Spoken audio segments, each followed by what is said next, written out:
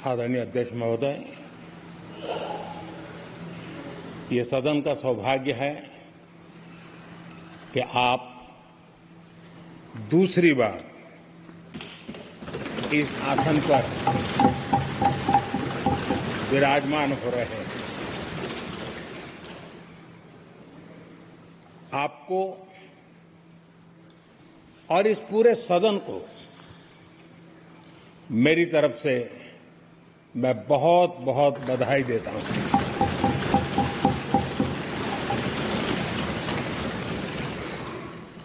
आदरणीय अध्यक्ष जी, मेरी तरफ से आपको शुभकामनाएं हैं, लेकिन इस पूरे सदन की तरफ से भी आपको अनेक अनेक शुभकामनाएं। अमृत काल के इस महत्वपूर्ण कालखंड में दूसरी बार इस पद पर विराजमान होना बहुत बड़ा दायित्व आपको मिला है और आपका 5 वर्ष का अनुभव और आपके साथ हम लोगों का 5 साल का अनुभव, हम सबका विश्वास है कि आप आने वाले 5 साल हम सबका मार्गदर्शन भी करेंगे और देश की आशा अपेक्षाएं पूर्ण करने के लिए ये सदन अपना दायित्व निभाने में आपकी बहुत बड़ी भूमिका रहेगी। आदरणीय अध्यक्ष जी, हमारे शास्त्रों में कहा गया है कि विनम्र और व्यवहार कुशल व्यक्ति सफल सहज रूप से होता है और आपको तो उसके साथ साथ एक मीठी मीठी मुस्कान भी मिली हुई है। आपके चेहरे को ये मीठी मीठी मुस्कान पूरे सदन को भी प्रसन्न रखती है। मुझे विश्वास है आप हर कदम पर नए प्रतिमान, नए कीर्तिमान गढ़ते आए हैं। 18वीं लोकसभा में स्पीकर का कार्यभार दूसरी बार संभालना ये अपने आप में एक बड़ा नया रिकॉर्ड बनते हम देख रहे हैं। श्री बलराम जाखड़ जी वो पहले ऐसे अध्यक्ष थे जिन्होंने 5 साल कार्यकाल पूरा करके फिर दोबारा उनको स्पीकर बनने का अवसर मिला था। उसके बाद आप हैं जिन्हें 5 साल पूर्ण करने के बाद दोबारा इस पद पर आसीन होने का अवसर मिला। गत 20 साल का एक ऐसा कालखंड रहा है कि ज्यादातर स्पीकर या तो उसके बाद चुनाव नहीं लड़े हैं या तो जीत करके नहीं आए हैं।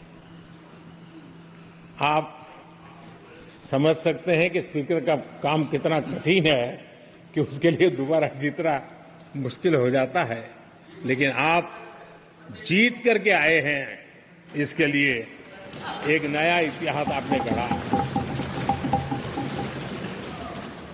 आदरणीय अध्यक्ष जी, इस सदन में ज्यादातर हमारे सभी माननीय सांसद आपसे परिचित हैं, आपके जीवन से भी परिचित है और पिछली बार मैंने इस सदन में आपके संबंध में काफी कुछ बातें रखी भी थी और मैं आज उसको दोहराना नहीं चाहता हूं, लेकिन मैं एक सांसद के रूप में और हम सभी सांसद के रूप में आप जिस प्रकार से एक सांसद के नाते काम करते हैं, ये भी जानने योग्य है और बहुत कुछ सीखने योग्य है। मुझे विश्वास है कि आपकी कार्यशैली एज ए सांसद भी हमारे जो फर्स्ट टाइमर सांसद हैं, हमारे युवा सांसद हैं, उनको जरूर प्रेरणा देगी। आपने अपने कार्यक्षेत्र में, संसदीय क्षेत्र में स्वस्थ मां और स्वस्थ शिशु एक कमिटमेंट के साथ जो अभियान चलाया है और सुपोषित मां इस अभियान को आपने जिस प्रकार से अपने क्षेत्र में प्राथमिकता देकर के खुद को इन्वॉल्व करके किया है वो वाकई प्रेरक है। आपने कोटा के ग्रामीण क्षेत्रों में हॉस्पिटल ऑन व्हील्स ये भी एक मानव सेवा का उत्तम काम जो राजनीतिक कामों के सिवाय करने वाले कामों में आपने चुना है वो भी अपने आप में गांव-गांव लोगों को स्वास्थ्य सेवाएं पहुंचाने में मदद कर रहा है। आप नियमित रूप से गरीबों को कपड़े, कंबल, मौसम के अनुसार छाता की जरूरत है छाता, जूते, ऐसी अनेक सुविधाएं समाज के आखिरी तबके के जो लोग हैं उनको खोज करके पहुंचाते हैं। खेलों में प्रोत्साहन देना आपके क्षेत्र के युवकों में यह आपने एक प्राथमिकता के रूप से काम उठाया है। आपके पिछले कार्यकाल में 17वीं लोकसभा में मैं कहता हूं कि संसदीय इतिहास का वो स्वर्णिम कालखंड रहा है। आपकी अध्यक्षता में संसद में जो ऐतिहासिक निर्णय हुए हैं आपकी अध्यक्षता में सदन के माध्यम से जो सुधार हुए हैं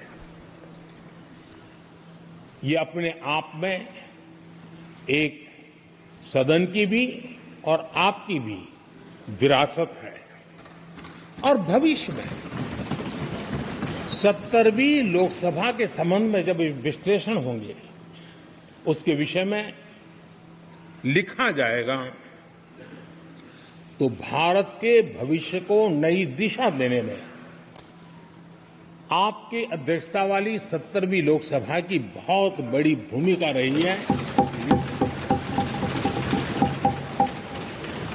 आदरणीय अध्यक्ष जी 17वीं लोकसभा में नारी शक्ति वंदन अधिनियम 2023, जम्मू कश्मीर पुनर्गठन विधेयक, भारतीय न्याय संहिता, भारतीय साक्ष्य बिल, भारतीय नागरिक सुरक्षा संहिता, सामाजिक सुरक्षा संहिता, digital personal data protection bill, मुस्लिम महिला विवाह अधिकार संरक्षण विधेयक, transgender persons protection of rights bill, consumer protection bill, direct tax विवाद से विश्वास विधेयक, सामाजिक आर्थिक और राष्ट्रीय महत्व के ऐसे कितने ही महत्वपूर्ण ऐतिहासिक कानून 17वीं लोकसभा में आपकी अध्यक्षता के अंदर इस सदन ने पारित किए हैं और देश के लिए एक मजबूत नींव बनाई है। जो कार्य आजादी के 70 साल में नहीं हुए आपकी अध्यक्षता में इस सदन ने इसको करके दिखाया। आदरणीय अध्यक्ष जी लोकतंत्र की लंबी यात्रा में कई पड़ाव आते हैं। कुछ अवसर ऐसे होते हैं जब हमें कीर्तिमान स्थापित करने का सौभाग्य मिलता है। 17वीं लोकसभा में उपलब्धियां मुझे पूरा विश्वास है देश आज भी और भविष्य में उसका गौरव करेगा। आज देश अपनी आकांक्षाओं की पूर्ति के लिए भारत को आधुनिक बनाने की दिशा में जब हर तरह से प्रयास हो रहे हैं, मैं मानता हूं कि नया संसद भवन भी अमृतकाल के भविष्य को लिखने का काम करेगा और वो भी आपकी अध्यक्षता में। नए संसद भवन में हम सबका प्रवेश आपकी ही अध्यक्षता में हुआ और आपने संसदीय कार्यप्रणाली को प्रभावी और जिम्मेदार बनाने का कई महत्वपूर्ण फैसले लिए हैं और इसलिए लोकतंत्र को मजबूती देने में मदद मिली है। लोकसभा में हम पेपरलेस डिजिटल व्यवस्था से आज काम कर रहे हैं। पहली बार आपने सभी माननीय सांसदों को ब्रीफिंग के लिए एक व्यवस्था खड़ी की। इससे सभी माननीय सांसदों को भी आवश्यक रेफरेंस मटेरियल मिला।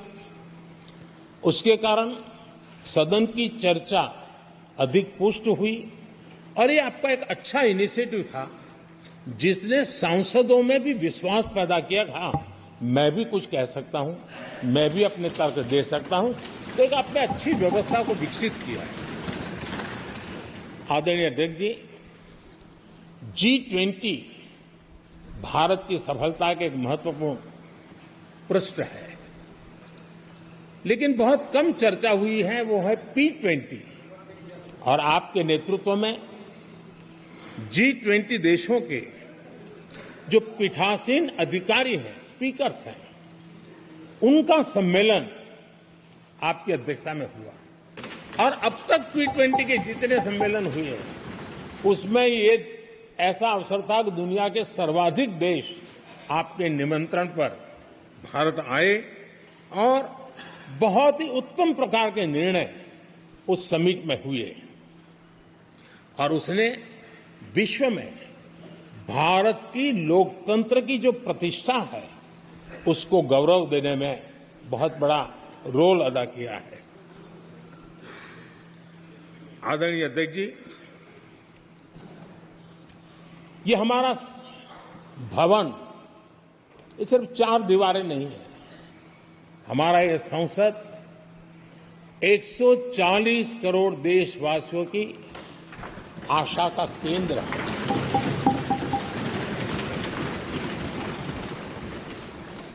संसद की कार्यवाही, जवाबदेही और आचरण हमारे देशवासियों के मन में लोकतंत्र के प्रति जो उनकी निष्ठा है उसको और अधिक मजबूत बनाता है। आपके मार्गदर्शन में 17वीं लोकसभा उसकी प्रोडक्टिविटी 25 साल के हाईएस्ट लेवल पर 97% रही और इसके लिए सब माननीय सदस्य तो अभिनंदन के अधिकारी हैं, लेकिन आप विशेष अभिनंदन के अधिकारी हैं। कोरोना जैसे मुश्किल कालखंड में आपने हर सांसद से व्यक्तिगत फोन पर बात करके उनका हाल पूछा। कहीं किसी सांसद की बीमारी की खबर आई तो आपने सदन के अध्यक्ष के नाते व्यक्तिगत रूप से उसकी चिंता की और वो सभी दल के सांसदों से जब मुझे सुनने को मिलता था मुझे बड़ा गर्व होता था कि जैसे आप इस सदन के परिवार के मुखिया के रूप में उस कोरोना कालखंड में भी व्यक्तिगत चिंता करते थे। कोरोना काल में भी आपने सदन का काम रुकने नहीं दिया। सांसदों ने भी आपके हर सुझाव को सर आंखों पर चढ़ाया। किसी को ऊपर बैठने के लिए कहा तो वो वहां जाके बैठा, किसी को दूसरे जगह भी जाके बैठने के लिए कहा तो वो भी बैठा, लेकिन देश के काम को किसी ने रुकने नहीं दिया। लेकिन आपने ये जो फैसले किए उसका परिणाम है कि हम उस कठिन कालखंड में भी कार्य कर पाए। और एक खुशी की बात है कि कोरोना काल में सदन ने 170% प्रोडक्टिविटी, ये अपने आप में दुनिया के लिए एक बहुत बड़ी खबर है। आदरणीय अध्यक्ष जी, हम सब चाहते हैं कि सदन में आचरण, सदन के नियमों का पालन हम सब करें और आपने बड़े सटीक तरीके से, संतुलित तरीके और कभी कभी कठोरता के साथ भी फैसले लिए हैं। मैं जानता हूं कि ऐसे निर्णय आपको पीड़ा भी देते हैं, लेकिन सदन की गरिमा और व्यक्तिगत पीड़ा में आपने सदन की गरिमा को पसंद किया और सदन की परंपरा को बनाने का प्रयास किया। ये साहसपूर्ण काम के लिए भी आदरणीय अध्यक्ष जी, आप अभिनंदन के अधिकारी हैं। मुझे विश्वास है आदरणीय अध्यक्ष जी, आप तो सफल होने ही वाले हैं, लेकिन आपकी अध्यक्षता में यह 18वीं लोकसभा भी बहुत सफलतापूर्वक देश के नागरिकों के सपनों को पूर्ण करेगी। मैं फिर एक बार आपको इस महत्वपूर्ण दायित्व के लिए और देश को विकास की नई ऊंचाइयों पर ले जाने वाले इस सदन की अध्यक्षता के लिए हृदय से बहुत बहुत शुभकामनाएं देता हूं, बहुत बहुत बधाई देता हूं।